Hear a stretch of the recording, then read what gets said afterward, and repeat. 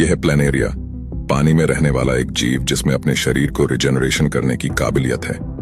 यानी इसे चाहे आप कितने भी पार्ट्स में काट दें, फिर भी यह हर एक पार्ट रीजनरेट करके एक नया प्लेनेरिया बन जाएगा।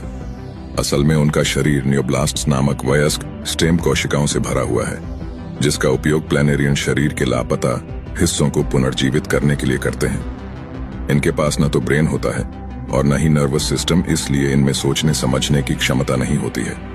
लेकिन सोचिए, अगर हम इंसानों को ऐसे रिजेनरेशन की एबिलिटी मिल जाए तो क्या होगा, हमें कमेंट में जरूर बताएं।